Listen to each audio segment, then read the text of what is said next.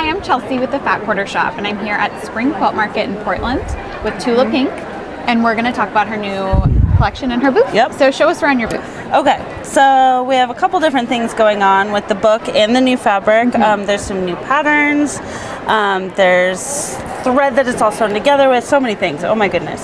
So this quilt here is the butterfly quilt.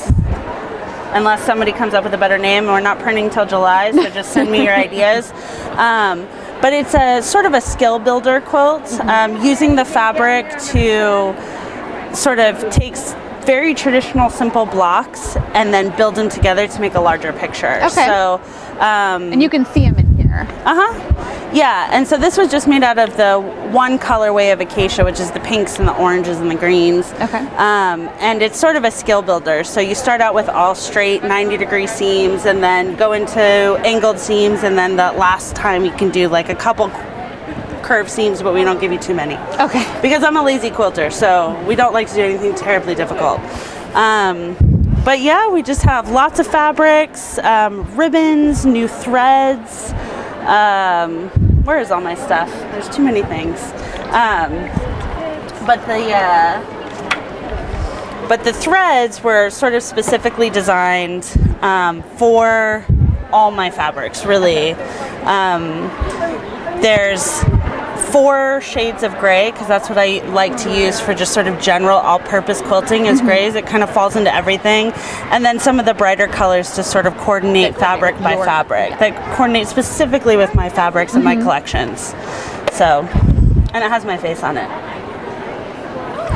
Can you tell us a little bit about the collection and where you got your original inspiration? Really, we were just talking about I live in the middle of nowhere on a farm, so basically, like, this is what I see when I look out my window, only in green and brown. Not in aqua and lime. Right, not in I don't have, I've been trying to dye the raccoons in my yard for ages, but they just will not sit still.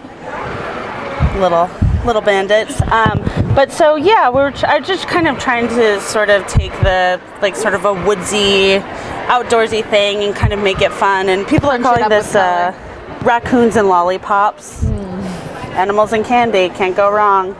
And then there's some butterflies in here, sort of the leaves making up butterflies, and that's just me. You know, I set out to make very, very, very normal fabrics, and then I get bored and start turning them into animals. It's an accident every time. For 6 years, it's just been a big, long accident. And then this one we're calling, and by we I mean me, I am calling this pineapple slices. It's what it looked like to me, you know, it just comes out that way. And then this one has some hummingbirds mixed in these little, like, sort of woven shapes. This is my version of a solid. Close. More interesting though.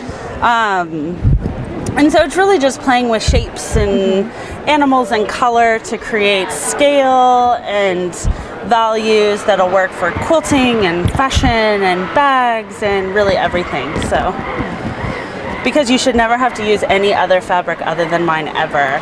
I don't see any reason. No, I'm just kidding. There's some other people that are pretty talented here too, I guess. Tell us a little bit about your book.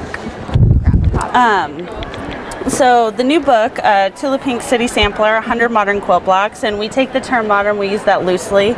But basically I just wanted to develop a sampler quilt, which I love sampler quilts, that didn't have to do, like I said, I'm a lazy sewer, so I didn't want to have to do any applique, any templates. I like to cut, sew, press, and so that's what this book was developed for. It's a sampler quilt that doesn't require any extreme knowledge of any kind. So it's an easy one to get into. It's an easy sort of way to build your skills. It's simple construction, but with fabrics and placement, sort of each block is dynamic.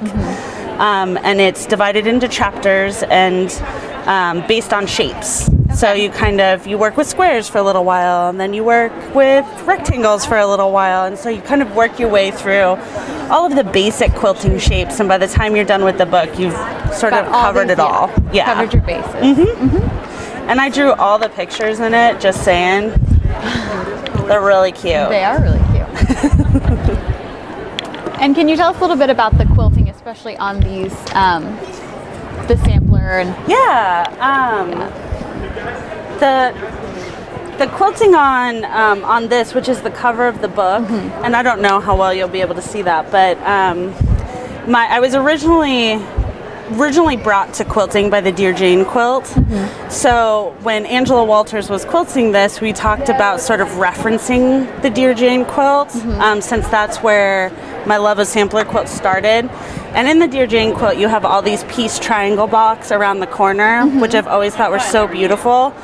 And instead of doing them, we just sort of quilted a reference to that design in, so that that influence was there.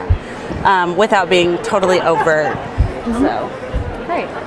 Well, for more information, you can find us on our website at www.fatquartershop.com.